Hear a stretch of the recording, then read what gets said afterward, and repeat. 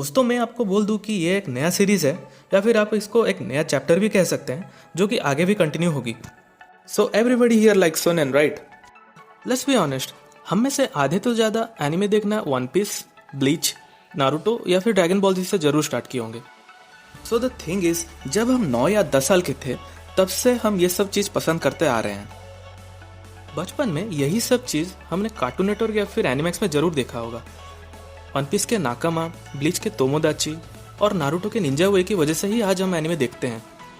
So it's basically this idea जहाँ की एक अंडरडॉग अपना कोई भी सपना पूरा कर सकता है through share hard work and determination. But the greatest trio को निकले हुए करीब 20 साल हो चुका है।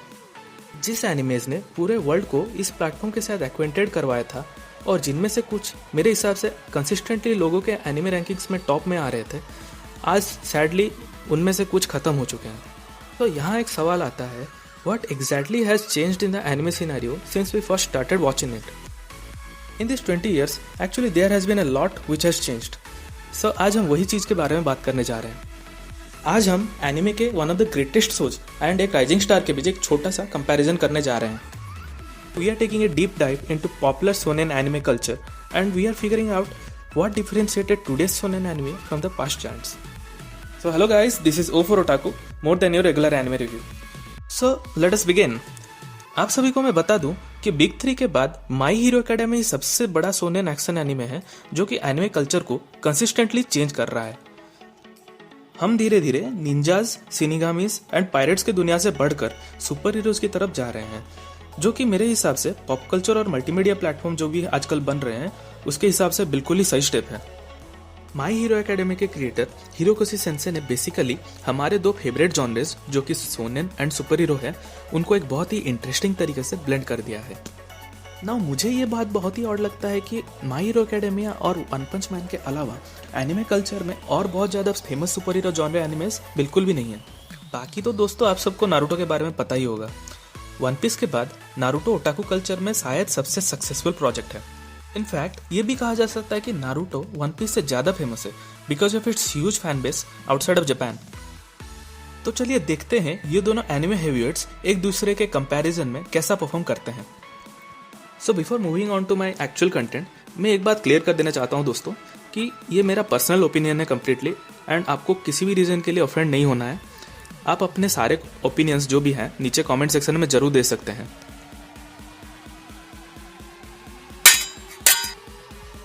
मेरे हिसाब से दोस्तों सबसे इंपॉर्टेंट पार्ट कोई भी एनिमे का उसका स्टोरी होता है। एक इंटरेस्टिंग स्टोरी के बिना कोई भी एनिमे देखने पर हमें ऐसा लगता है यार हम क्या देख रहे हैं, चाहे उसका एनिमेशन कितना भी अच्छा क्यों ना हो। यहाँ आप कह सकते हैं कि इन दोनों के केस में स्टोरी लाइन्स काफ़ी हद तक सिमिलर है।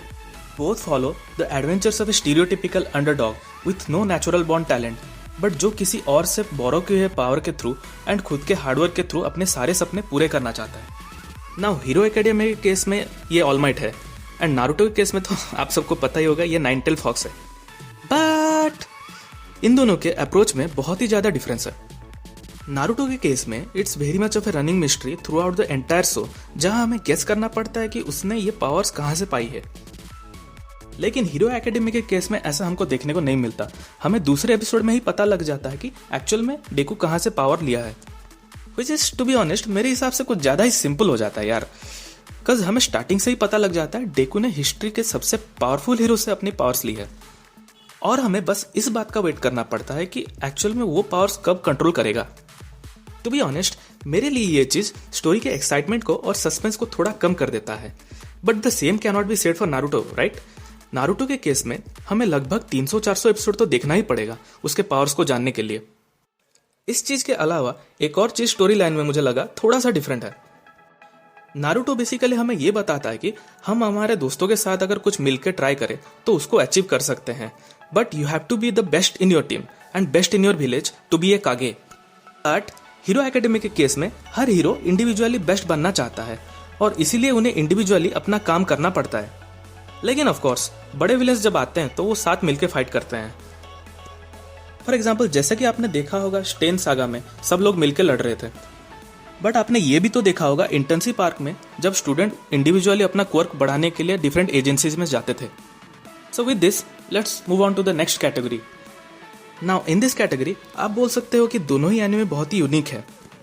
एक दुनिया जहां आधे से ज़्यादा पॉपुलेशन के पास क्वर्क्स या पावर्स होती है, ये चीज़ हमें शायद बहुत ही कम देखने को मिली थी। नाउ हिरोकोशी सेंसेई ने इसे और भी इंटरेस्टिंग बना दिया है एक हीरो का प्रोफेशन देके।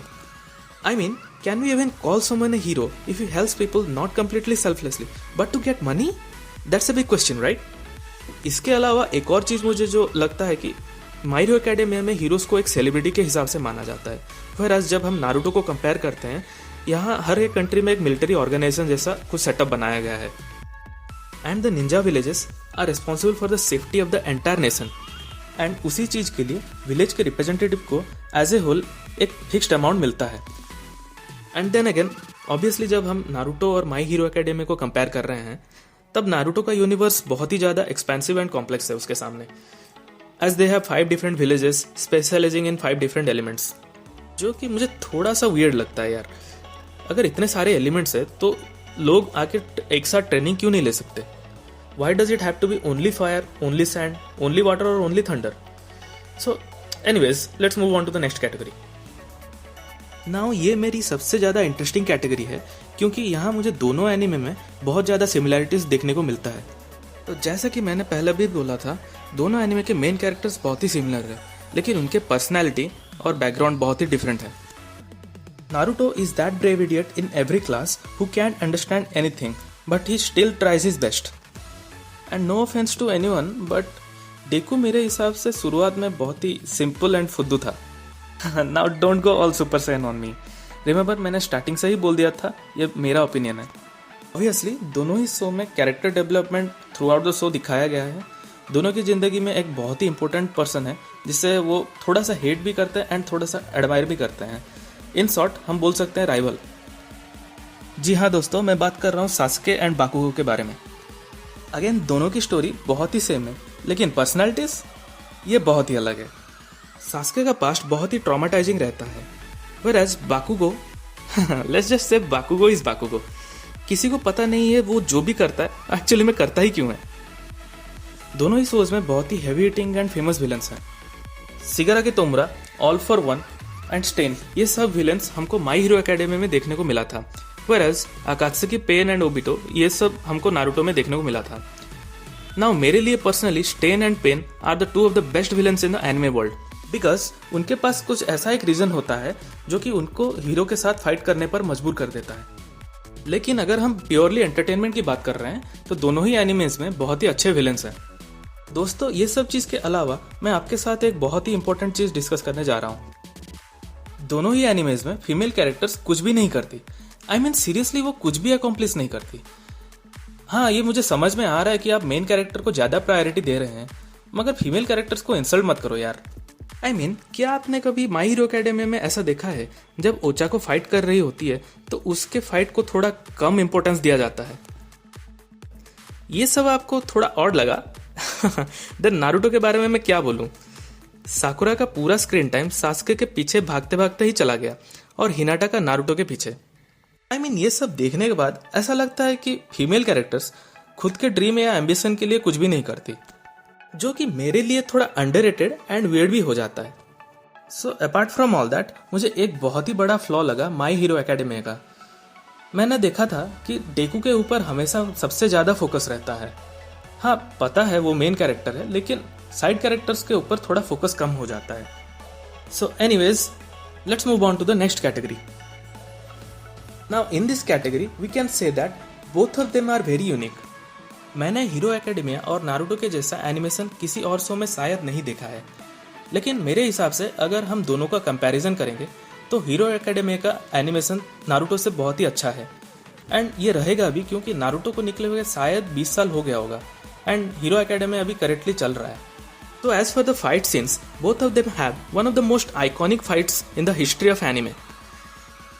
ऑल माइट वर्सेस नोमू को जब मैंने पहली बार एनिमे में देखा था तब मुझे ऐसा लगा कि मैंने एक मास्टरपीस ढूंढ लिया है एंड मैं कुछ अमेजिंग विटनेस कर रहा हूँ। ये मुझे एक छोटा सा आइडिया दे दिया कि फ्यूचर में ये एनिमे बहुत ही बढ़िया होने जा रहा है, जिसका पहला एग्जाम्पल हमें डेकू वर्सेस तोदोरोकी में देखने को मिला था। आई मीन रियली दोस्तों, वो एपिसोड मेरा फेवरेट है पूरे एनिमे के पहले सीजन में। वो फाइट देखने के बाद मैं बिल्कुल भी वेट नहीं कर सकता वो नेक्स्ट टाइम ऐसा कब फाइट करेंगे। ये एग्जैक्टली गोकू एंड वेजिटा जैसा वाइब्स दे रहा था।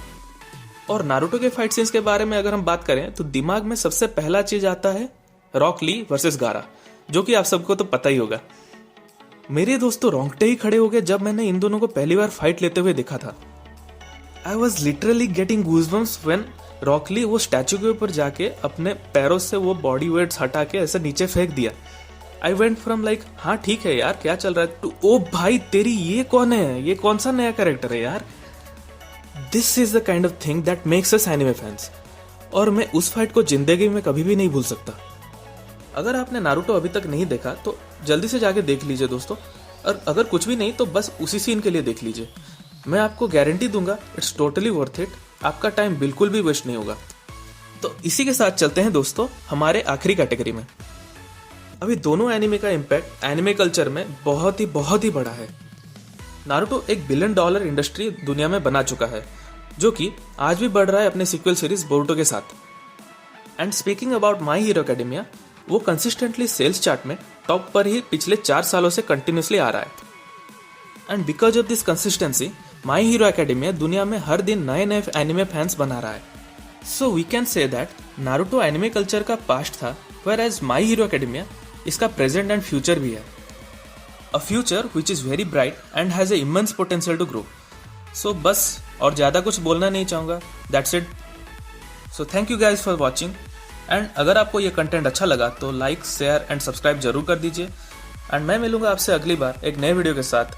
तब तक के लिए this is O for Otaku signing of.